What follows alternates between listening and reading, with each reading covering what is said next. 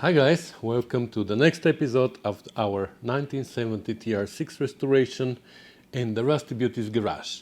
In the previous episode we rebuilt the whole brake system, we installed new brake lines and we used a worksheet that I put together a year ago maybe, and we updated it. So the updated version of it is available for download on my website rustybeauties.com.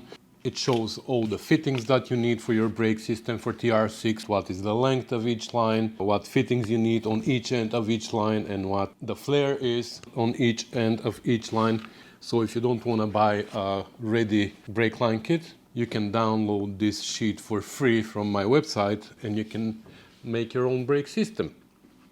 Anyways, what we didn't do though was we didn't hook up the calipers and the rear wheel cylinders because they've been used before with .3 brake fluid, and we want to convert now to .5 brake fluid, which is the silicone-based brake fluid. For this reason, we need to make sure that we get rid of all the .3 residues in the system. We rebuilt the master cylinder before. We took apart and we cleaned the pdwa. We have new brake lines, so all that we know for sure that it doesn't contain .3 anymore. But the calipers and the rear wheel cylinders may have a few drops, but we want to get rid of that as well. So what we're gonna do is we're gonna just squirt a little bit of .5 inside them and we're gonna vacuum it out with my vacuum pump, and then we're gonna do that again, and maybe after 2 times flushing them with .5, they're gonna be pretty clean. I'm pretty sure that this is gonna be more than enough. But before we do that, I wanna do something else. We have a package. So we're gonna open that right after the intro.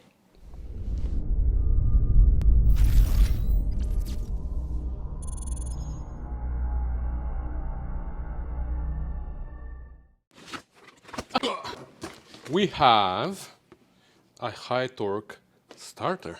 I want to install this first and see how our engine is going to turn, because I'm sick and tired of changing starters, you know. Alright, the new starter is installed, the high torque starter, and I temporarily have a black wire here because I don't have a high current red wire, so we're gonna have to source one. For now we're gonna use a black one. Some people said last time that maybe I don't have ground on the engine. I do have ground on the engine right here on the bell housing and also to the body here. That's the original wire. We'll see, we might replace this with a new one, but I'm pretty sure it's good enough. So let's see if she's gonna crank now, and if so, how. The ignition is disconnected because I don't want it to start. It won't start anyways because we don't have gas. The fuel line is just dangling underneath. We still don't have a fuel line under the car, and the gas tank is not operational yet. But let's see if she's gonna crank. Okay, so the ignition came on. Let's go. Oh, baby. Yes, that's something else. So, unfortunately, this starter that I was given, this starter, and it was supposedly rebuilt. I'm not gonna show the company. I don't wanna say that they're not doing a good job, but unfortunately, it couldn't overcome the compression. Somebody said that same starters are used in England where they have a higher compression ratio, and makes sense, yeah, but this is a rebuilt one, so we don't know how well it was rebuilt anyways. Well, that problem is solved, so we're not gonna start it. The door is closed because it's cold outside. I don't know what's going on with this weather. Actually, the sun came out. Wow, it's actually nice and sunny now, so maybe it's warming up. We'll see. Anyway, without further ado, starter done. Let's start dealing with the brakes. Okay, so my plan is first with a vacuum pump to suck as much as I can from whatever's inside this caliper. I don't know if there's anything, but with the vacuum we should be able to suck whatever's in it. That's how you evacuate an AC system, for example, in a car, with a vacuum for 10 minutes and everything that's inside supposedly comes out. air, moisture, everything. So hopefully with a vacuum pump here, we're gonna be able to do that. And then once we think that it is empty, what we're gonna do is we're gonna pump a little bit of .5 brake fluid, and we're gonna try to rinse it inside, you know, as much as we can, and then we're gonna vacuum it out again. But when we're vacuuming it out, we're gonna try to catch it here. We're not gonna suck it into this big container. We're gonna try to catch it here so we can see how much, like we're gonna see how much we put in, and we will see if we were able to take all of it out. That's gonna confirm our first process too. So first of all, let me take out this bleeder and clean it up a little bit because it's like a mess, you know. Yeah, definitely there's stuff inside. It's even leaking out. Let's suck it.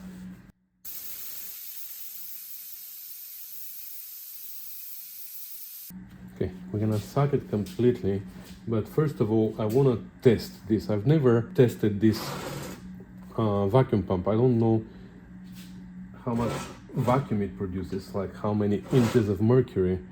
You know, normally the AC pumps that I used when I was building limousines, they were doing 30 inches of mercury at least.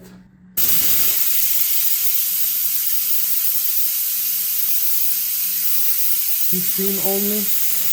Wow. I was hoping for a little bit more.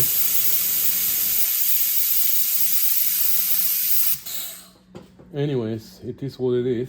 Let's try it now. I'm gonna clean this and we're gonna install it, and we're gonna bleed it the same way as we bleed brakes, you know. The problem with this is that when you connect the vacuum line here and you open the bleeder a little bit so it can suck, it also sucks around the threads. So that's why we're gonna put a little bit of grease, or maybe we can put very little Teflon tape, like a plumbing tape on the threads, very little, just so we don't suck vacuum from outside. And then of course we're gonna make sure that we remove all the Teflon tape from there. So okay, so now it's nice and tight actually. I'm gonna close it all the way, and then I'm gonna open it just a little bit like this. I'm gonna put my thumb here.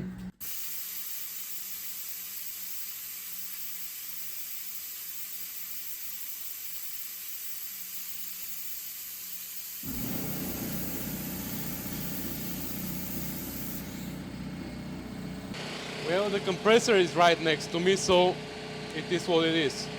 Okay, I'm gonna lock this like that, and I'm gonna play with this like all over the place.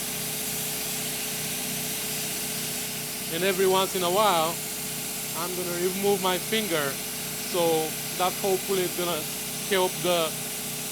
Oh wow, that's a big vacuum here actually, that's good.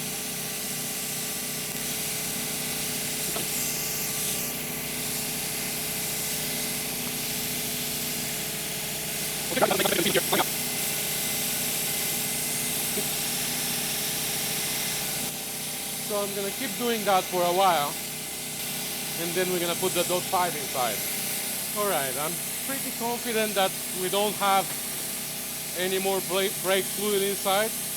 Initially, when I put my finger like that and I open it, suddenly I was getting more and more coming, but now I don't have anything. Okay, now the question is whether this is gonna take it just by gravity feed. I'm gonna remove the whole bleeder now. Wow, where's our, to allow the air to escape, and let's try and fill it. Let's put 30 milliliters. I always wondered when the syringe says 30 milliliters, does that include what's in the nozzle here? Okay, I just want to know how much we put inside so we can see if this is how much we're gonna take out after. So let's see if it is gonna go by gravity or we need to force it.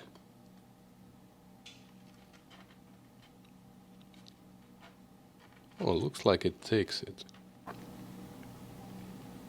Yeah, takes it pretty well.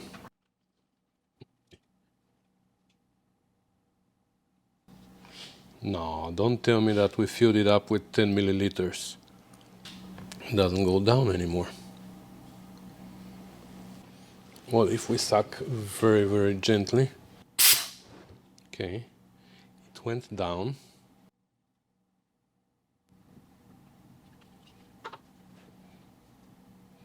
I don't want to start sucking the fluid though.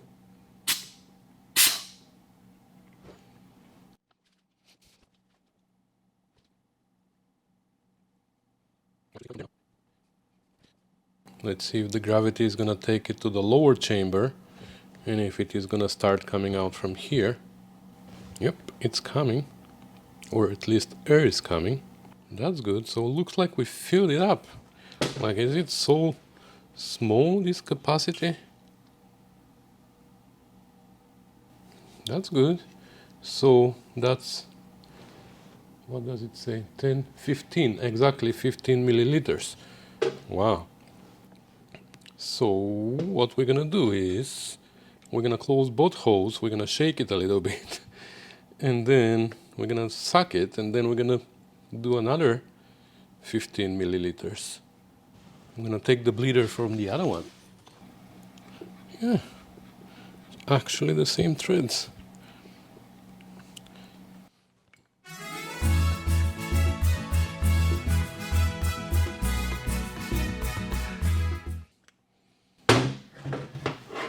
Okay, so now let's make a different system here.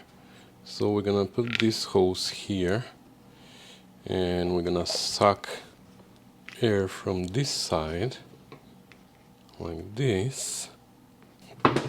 Now we can put this here and this here. So now whatever comes out is gonna be caught here.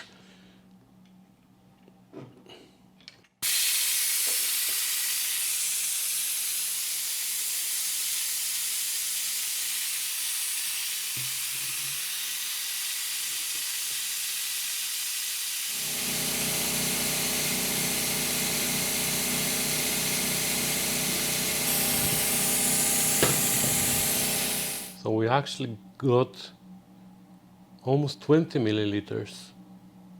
That's interesting. So we still had a little bit of .5 inside, .3, whatever. So this is the color of it.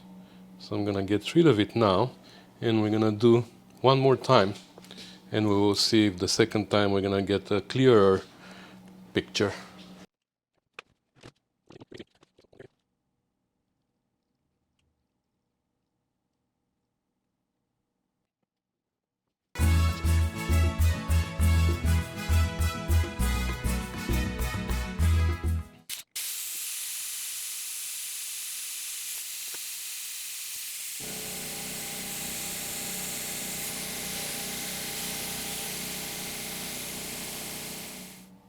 Okay, so we got another 20 milliliters out. So that answers my question actually, because obviously this is not included into the degrees here, because also look, the space here is the same as here.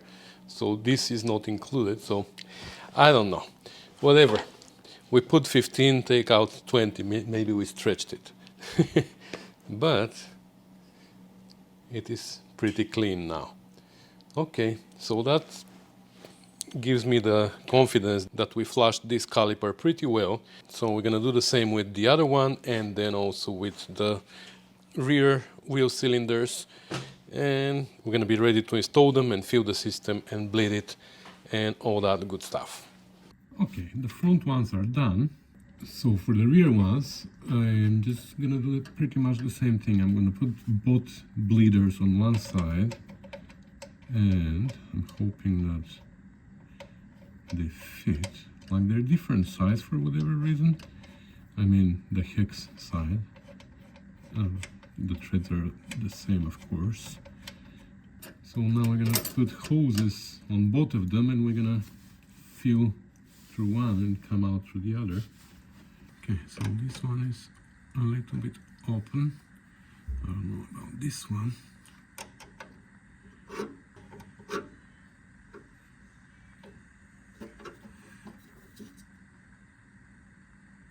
There you go.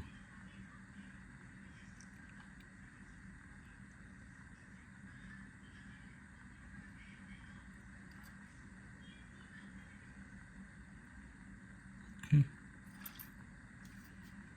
And now we're gonna suck the rest with the pump.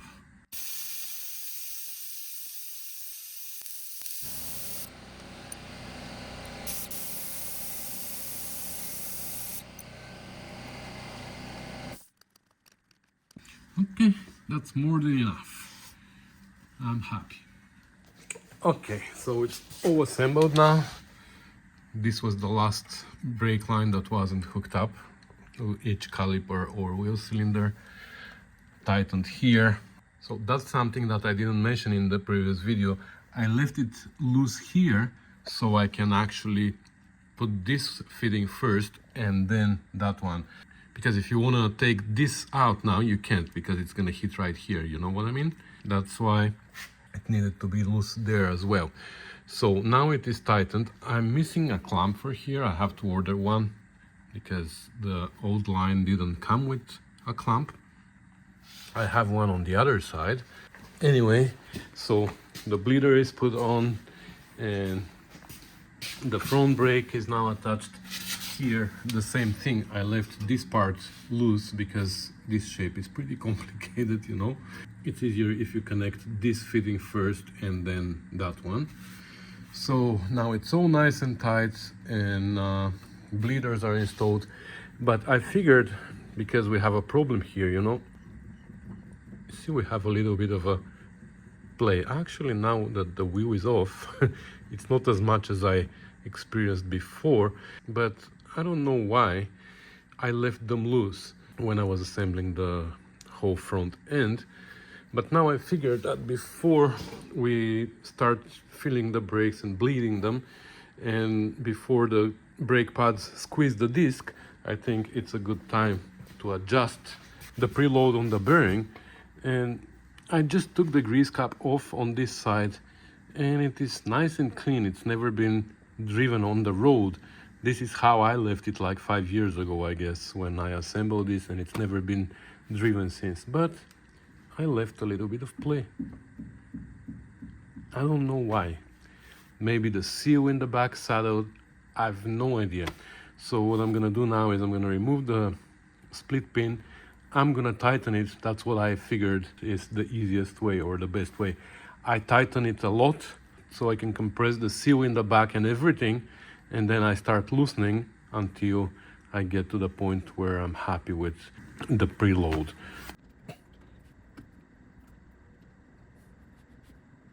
I can never remember what size this is, so I'm using my Imperial adjustable wrench. The metric also fits, but it's a little bit loose. And now we're gonna start loosening until we are like free. That's still too tight.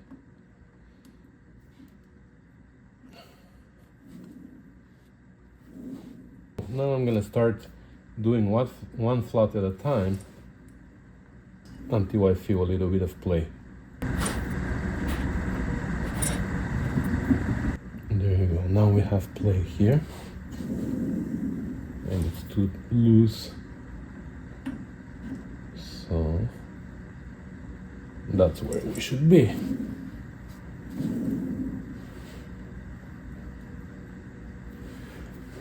Good. I'm happy now. Will this fit back in?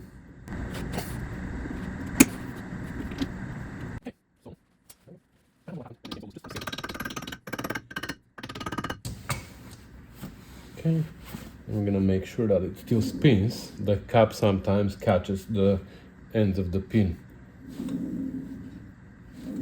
and that sometimes pushes the cap out. I'm happy now. So I'm gonna do the same on the other side, and then we're gonna start feeling the brake system and bleeding it. And yes, we're gonna bleed it with the vacuum pump. Well, we're gonna try gravity feed first. Now, for those of you who were not here at the time, the master cylinder has been rebuilt recently, like a month ago or two, I don't remember. And it's nice and clean inside.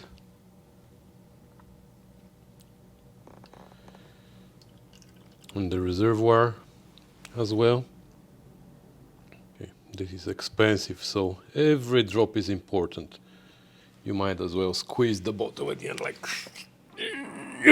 Okay. What the heck? I can swear we had more. Where did it go? Oh, here. I can overfill it no problem because it's gonna take a lot, right? So making sure that I'm filling the rear, which is on the front. Now let's open a bleeder and see if it is gonna start coming on its own. And of course we're gonna start with the one that is the furthest away from the master cylinder, so we can feel the whole line except the branches, you know.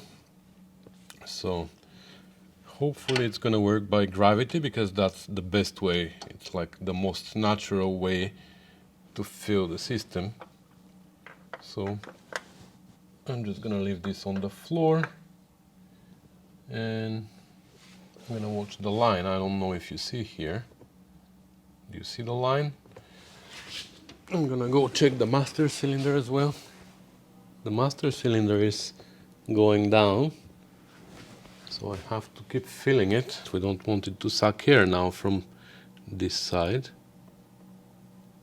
Oh, it's going down pretty fast on this side, so I'm gonna go keep watching it there.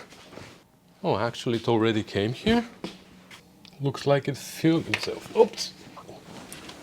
From the rear cylinder we got fluid coming out now without air.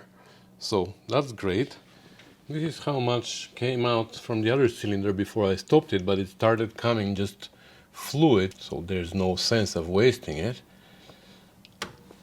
And I'm leaving the hose pointing up on purpose, so the air goes up first, right? And then the fluid. Okay, you watch it here. I'm gonna go check the master.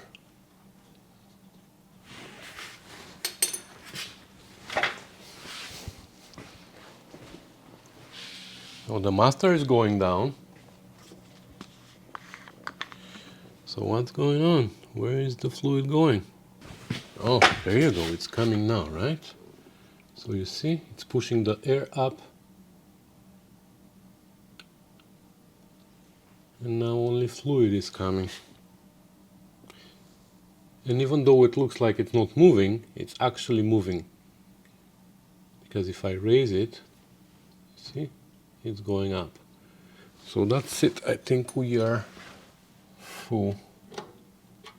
I think it's called laminar flow or something like that. Oh yeah, you do watch Smarter every day too? Yep.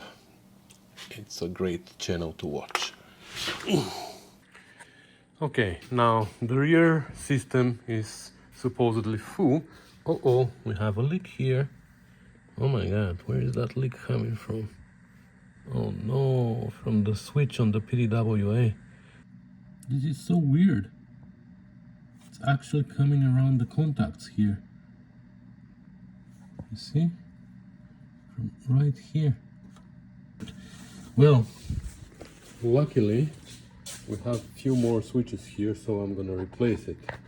We're gonna lose some more fluid, but that's fine. Yeah, actually you're right.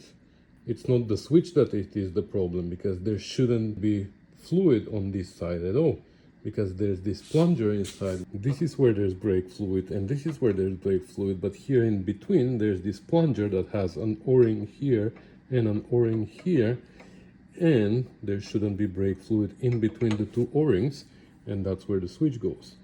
So when we took apart our pdwa, I didn't have those O-rings, so I didn't replace them, you see? And now this turns out to be a problem. So I found temporary solution actually, which is I just plugged the hole. So now what happens is our front and rear circuits are connected, but just to fill up the system we can continue doing it. And I'm gonna find O-rings. I think actually somebody sent me O-rings. I just need to find them now. So anyway, the rear system is filled up. So now let's do the same with the front circuit. We're gonna start bleeding the air out from this wheel because it's further away from the master cylinder, and then we're gonna do the other one. Okay, let's push the master cylinder through. Oh, it's going down fast. You see, when you have new brake lines, new flex hoses, it just flows. With old flex hoses, sometimes you can't bleed by gravity. You have to go and actually push on the pedal. And sometimes even that, when they swell, even that is not enough. See, if you start sucking with the vacuum pump now, some fluid might start taking a shortcut from the filler hole to the bleeder, because it's going to be sucked. Well, just by gravity, the bleeder is the highest point of the chamber inside, and it is just naturally the air comes out.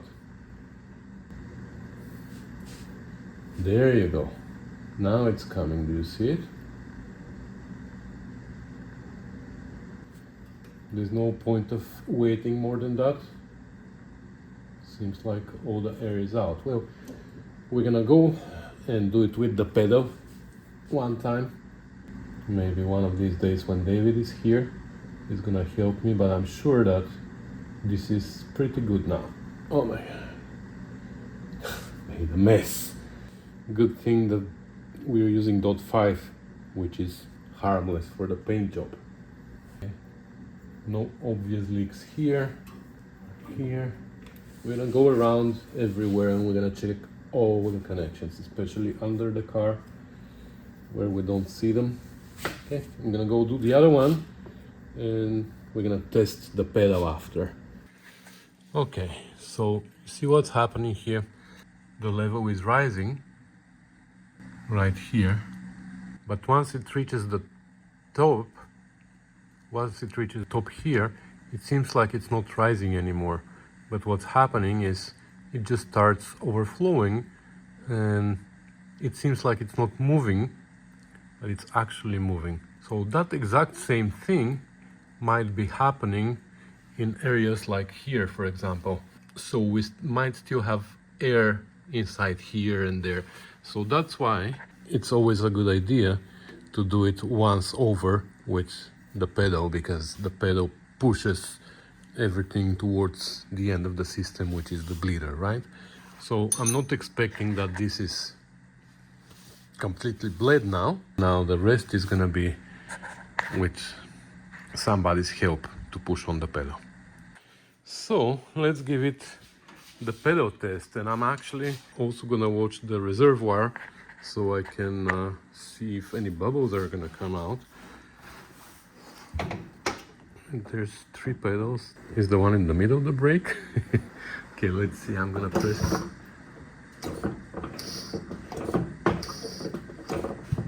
I don't have any pedal.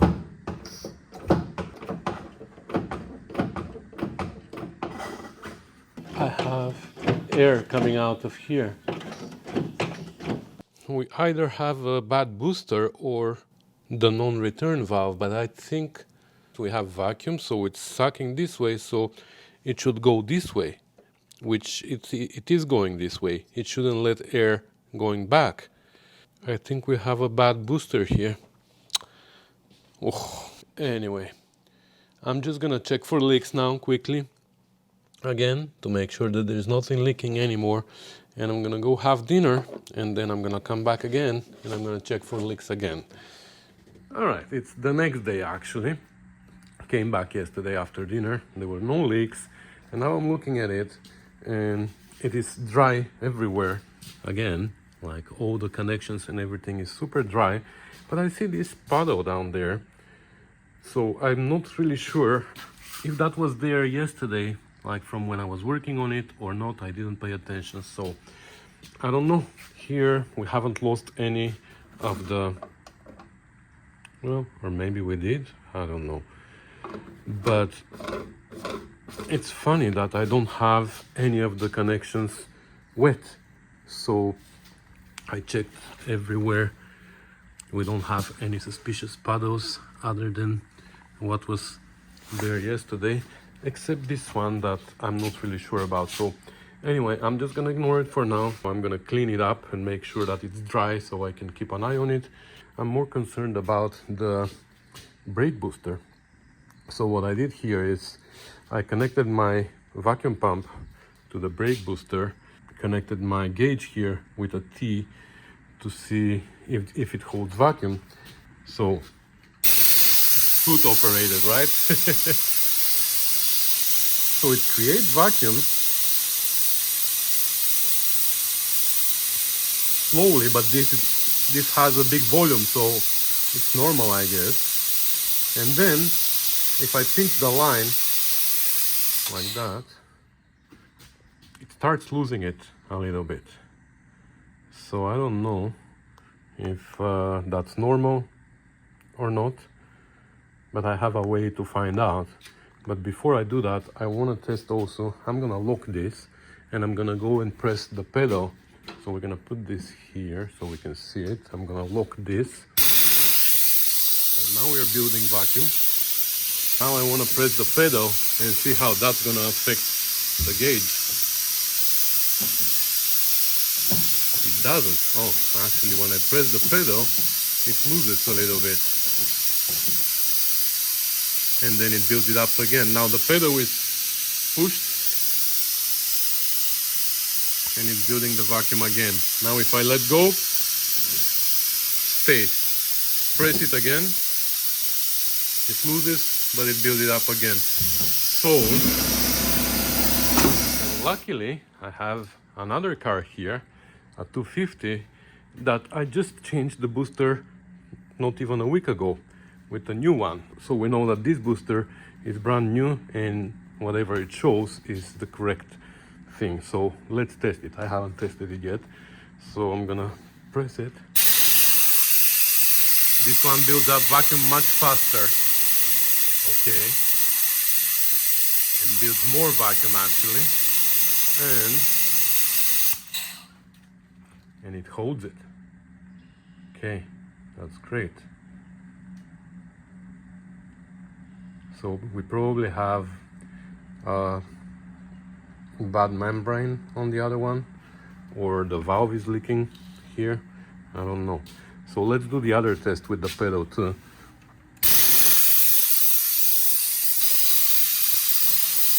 Yeah, so when you press the pedal, you lose a little bit. That's normal, and then it builds again. Okay, so that's the pedal test is normal, but that one doesn't hold the vacuum, which means we also gonna have vacuum leak for the engine on that car, right? Because we have to connect this port to the booster, and then we're gonna have a vacuum leak through the booster. That's actually the reason why we changed this booster, because this car was stalling at stop signs, and what we figured out was that when you press the brake pedal, you introduce a vacuum leak to the manifold and it just stalls the engine. So do we need to change this booster as well? Oh my god, they are expensive. Maybe I should try and see if the leak is from here.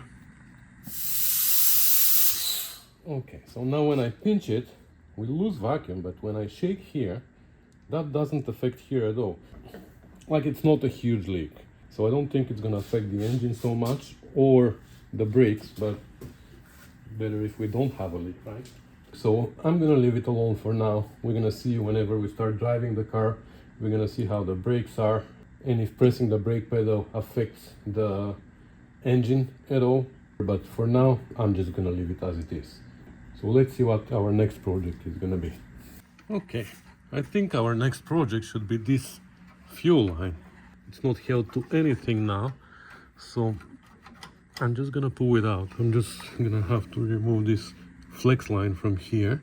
That's how it is. You always have this flex line here because otherwise you can't make the turn. By the way, this joint here is dry as well, and I don't see anything wet anywhere, so I don't know. This must be just from me spilling yesterday something. Anyway, but here, this overdrive, look at that. The overdrive is leaking. That's not great, but it's coming from up above. I thought maybe this cap here for the filter is not tight, but it is actually coming from there, you see. So unfortunately it's gonna mark its territory, even though it is a rebuilt overdrive. I didn't rebuild it. Not that if I rebuilt it, it couldn't leak. Of course, it's a triumph. Anyway, so I'm gonna take out the line so we can make sure it's clean inside, and we're gonna take also the gas tank out. We're gonna make sure that that is clean as well, and we're gonna see if we can connect the whole entire fuel system. So the line is out and it doesn't look bad on the outside, but let's see if it is true. So I'm gonna blow here and see what's gonna come out on the other side.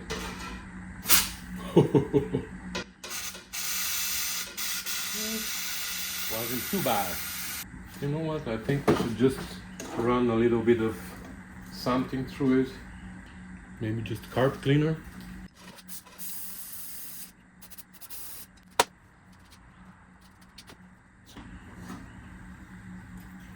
Uh-oh. Not good. Did you see that? So far so good with this brake line. It is snapped right here. Dun dun dun. This fuel line I meant. And you see what it has inside. Even though we blew through it. Look at that.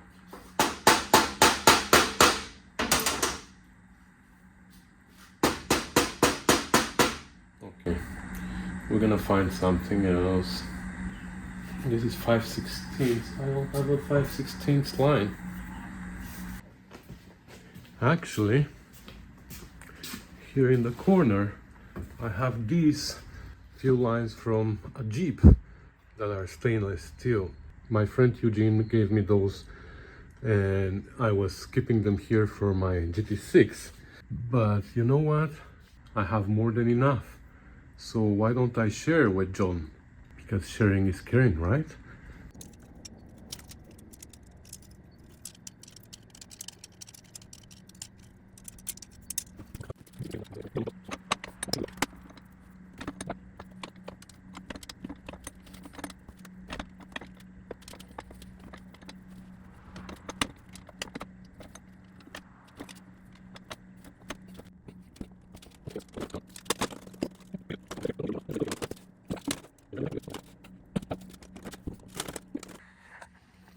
That's not right. So that's how it was. But look at this special bend here. It comes in no place here. I don't think that's right. And also here, look where it ends. And this is where it needs to be hooked up. So maybe that line was already cut once. And I think if I flip it around, maybe this needs to be here. I don't know. Okay, this makes more sense, doesn't it? Like that. But now the rear end is way too long. It needs to end somewhere here. And the front end is way too short, which was too short anyways. But you know what? I'm gonna make a new one. So I'm gonna make it from here all the way to there. And I'm gonna shorten the rear end, and that's all. Well, so much for this cheap tool. The way I cut it, now that piece is too short, and I want to keep this piece for my GT6, so I don't have stainless steel line. I wanted to share with John, but doesn't work. So we're gonna leave this project for now, and I'm gonna go to the gas tank. And here's the gas tank. It's held with few bolts just for storage. Let's pull it out and take a look inside. And I haven't had a look inside, but look at this. It's actually, I think it's painted. So, ooh. I don't think it's way too bad, but it has rust, so I don't want to start with the muriatic acid. Okay, I took the sender unit out and it doesn't look great either. We're gonna check it. We're gonna measure the resistance and we're gonna see if it does what it's supposed to do. And okay, with the sender out, it's easier to see inside. It definitely has been treated with something, so you see the walls are painted and everything. So I think it is just the old fuel that kind of dried out at the bottom, right? But there is some rust, there is some flakes. So what I think I'm gonna do is I don't want to go too aggressive with muriatic acid because I don't want to ruin whatever system they use there. But we might just put this rusty hardware inside just to break down the loose stuff, the flakes. And we're gonna pour also some of this stuff which I told you about before, my friend Eugene gave me. It is supposedly a really strong thing against rust. Actually, it is a milkstone treatment for the dairy industry, but it needs to be diluted with water, 1:8, I think. So we're gonna mix some of that. I already have some here. That's from when we did some TR250 seats and we cleaned the hardware. I didn't show you much what happened with it, but it did a good job, but it had to sit for a while. So we're gonna mix some more of that. We're gonna pour it into the tank, like just this much at the bottom. We don't need a lot. And we're just gonna go left and right and shake it and try to get rid of the flakes and the rust at the bottom.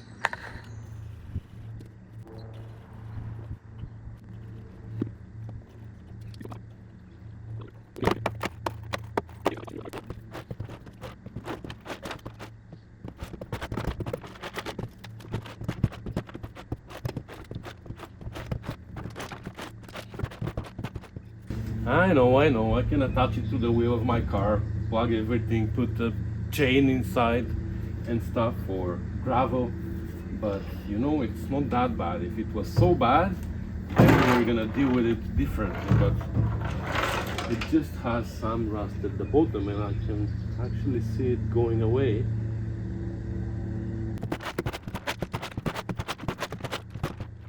Okay, I shook it, I think, enough. So now we're just gonna let it sit for, I don't know, a few hours. And in the meantime, let's finish our fuel line so we can put it underneath. And then as soon as we are done with the gas tank, we're gonna rinse it, we're gonna dry it, and then we're gonna put it right away on, and we're gonna put some fuel in it so it doesn't flush rust where the bare metal is. We have new ones of these. I don't know what this hole is for. One of them is for the vent, and we need to find that as well. I had it somewhere, maybe in the boxes underneath. For fuel line, David brought me this yesterday, which we bought last year for the TR4 as stainless steel. Well, unfortunately, it doesn't look like stainless steel to me, but that's what we're gonna use. Okay, I figured out a way how to use this broken tool again. So I put it like that, and I hold it down with one hand, while with the other I push on the lever, and it kind of works. So we made this line. That's what it looks like. I remember it being straighter before on other TR6s, but I don't know why this one looks like this. Doesn't matter, it fits. I'm gonna put it on and I'll show you.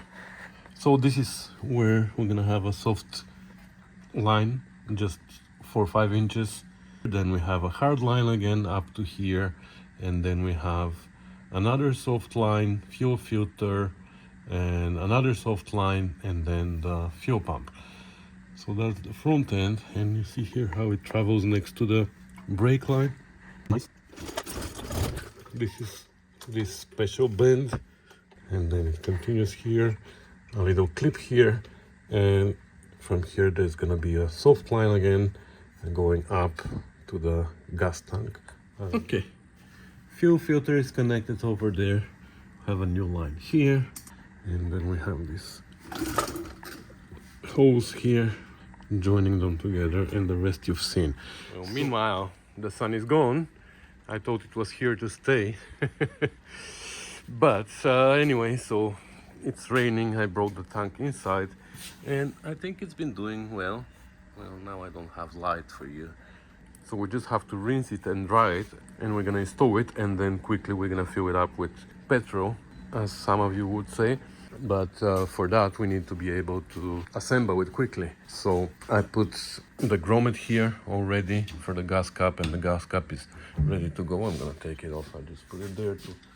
We have a new hose here with new clamps ready to go. So now we just have to find the grommets for there. So that one is for a drain plug. We have a drain plug on the tank, even though I don't think it's functional. This hole here I think I should plug, and this hole I should plug, because I don't know what this one is for, but I think that one there is for the vent. And I'm pretty sure we used to have on this car this line, actually it's still here somewhere. It was coming from the emissions control system in the front, and I think it was coming through here, going on top of the tank. And then there was another one which was another vent. Let me show you. So you see here we have two vents on top, so we only need one, and I think this is the one that I'm gonna use to vent the tank. This one we're gonna plug, we're not gonna use. Look, there's another one here, like there's so many on this tank.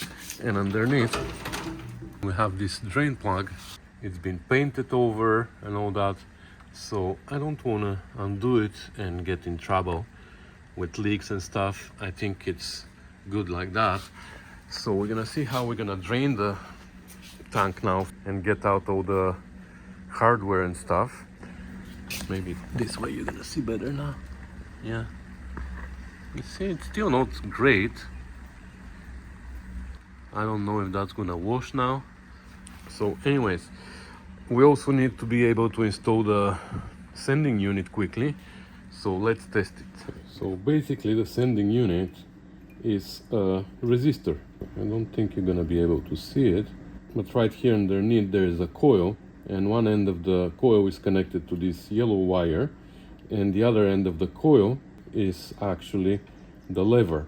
So the higher the lever goes, of course the float goes down, but because the pivoting point is here, the other end goes higher, and we use bigger portion of the coil inside, and because of that we have a higher resistance between ground and the yellow wire.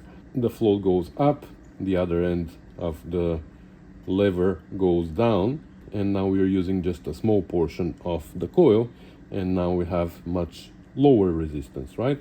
Low level, high resistance, high level, low resistance. So let's see if that works well.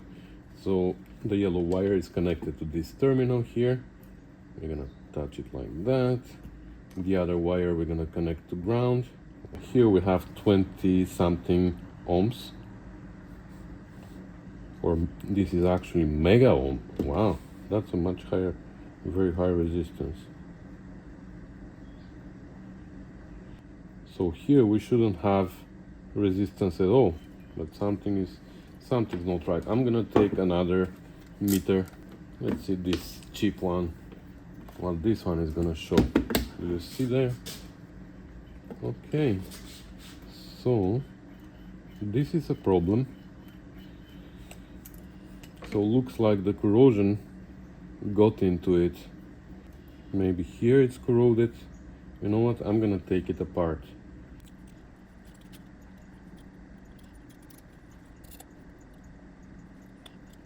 So this is the slider, you see? This slides on the coil, and the coil is right here inside. The coil looks good, but let me take this out. I want to take it out. Okay.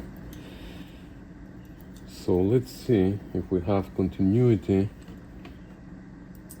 on the yellow wire. So I'm gonna touch it here and somewhere on the coil. Yes. So you see how it works? Here we have 9-10 ohms of resistance. Here we have 115 and here we have 260. So we know that this part here works okay. So probably what was happening was this contact here is corroded a little bit. This is a mess. So I'm gonna go clean it on the wire wheel. Okay, cleaned it as much as I could here. You connect this here. There you go. Now we have short, right? Because we have no resistance. Okay. I need at least 2 more hands. Okay, now we have continuity. So low level, high resistance. High level, low resistance. Good. Okay, so we're ready to drain the tank, and I'm gonna try to drain most of it through the fuel line.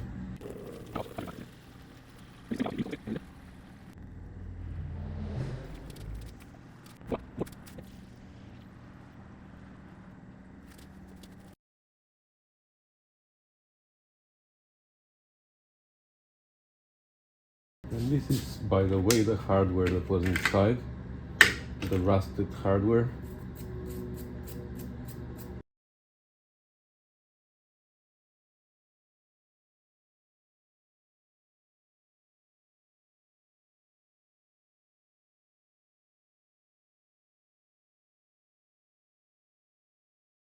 So this is the situation down there.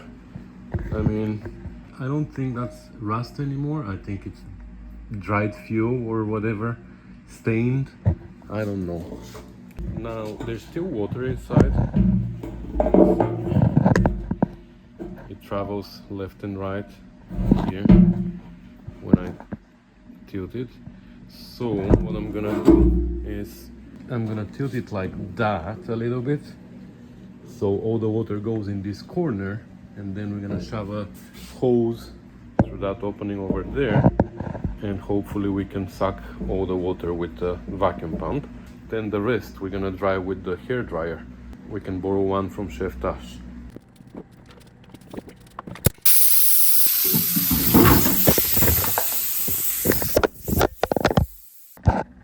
Oopsie, sorry about that.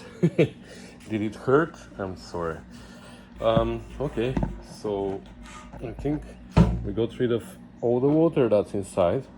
So now there's only moisture, which we're gonna just shove a heat gun through the hole, and we're gonna let it blow hot air inside until it's dry. So this is how much water we were able to suck out. There you go. We're gonna keep an eye on it, but we're gonna leave it for half an hour maybe, and we'll see. It should dry out, right? Okay, that looks good now. It looks bone dry to me. It's been like half an hour, and I had to turn it off a few times because it became super hot. It started smelling like paint, so I didn't want to burn whatever was inside. But yeah, it is dry now, perfect. I found this canister. That's how it's gonna be, from here this way and then down into the hole so it can breathe. This one we have to plug, and I'm gonna paint this. In the meantime, here found this for here and for here. I plugged that hole, and I plugged this hole, and I put a grommet on this one, so we're good to go. Okay, so the sending unit is back in. The hose is here with the 2 clamps.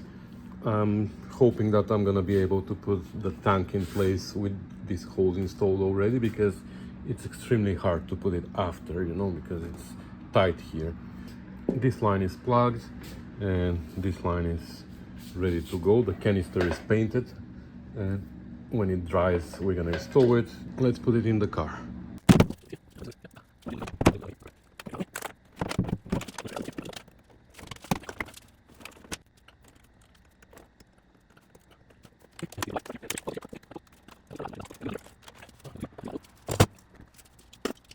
Now, if you're purist, this has a specific orientation, which I believe is something like that. I'm not really sure, but the most convenient for me and how most owners are, it is like that. Okay, it actually went in. Now we're gonna tighten the clamps. I'm gonna hook up the hoses underneath, and then we're gonna pour our first fuel in it. Okay, so the rear end of the line is hooked up too. I think that's pretty good here. It's away from the shock, it's away from everything. This canister is hooked up as well. You just have to figure out a way to secure it there with a zip tie, I guess. And that's it. So I think we're ready to pour the gas. Dun dun dun dun dun dun. Drum roll, please. Isn't, oh my god, so complicated here. There's something like really, what's the word? Like it's a big milestone, isn't it? When the project is at the point where you pour gas into its own gas tank. When I see even other people on their channels, when they pour gas in the gas tank for the first time, you know the time for the first test drive is near. Should I go check for leaks before I pour it all? I don't think so. Let's just go ahead and put all of it inside. Oh, and we should be able to test the fuel gauge even. That's a little bit over 2.5 gallons or 10 liters. So it should show on the gauge. I'm gonna go turn the ignition on and watch the gauge. The foil is disconnected. Okay. That's not a lot. Doesn't show a lot on the gauge, but 10 liters is... This is what the gauge shows. Well, I'm pretty sure there's like 2-3 liters dead space inside that doesn't show on the gauge. But yeah, anyway, I'm gonna go underneath and check for leaks, and then, yeah, you guessed it, we're gonna start the engine. Uh-oh. Oh, that's loose. I didn't tighten that right. Okay, I tightened it, and now here everything looks dry. This is dry, this is dry, and this is dry. So we're good. Let's pump more now.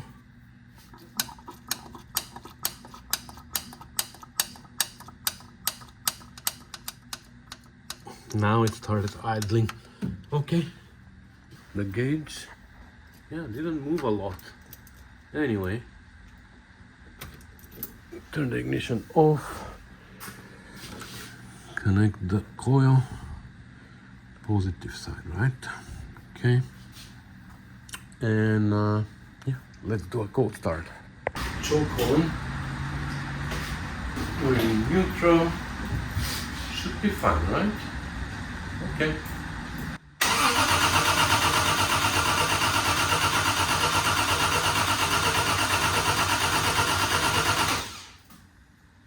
What's wrong, baby?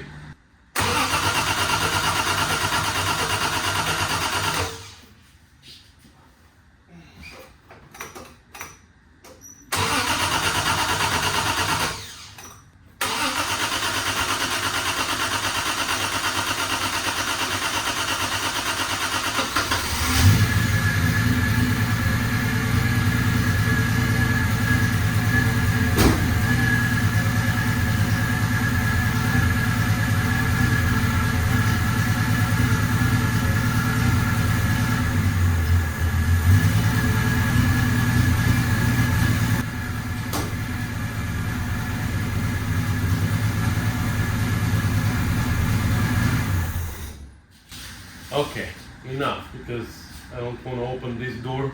It's gonna start smoking too much. Well, she doesn't like to start. She needs more tuning, I guess. Let's see again, now that she ran for a while. Yeah, now she starts, but whatever.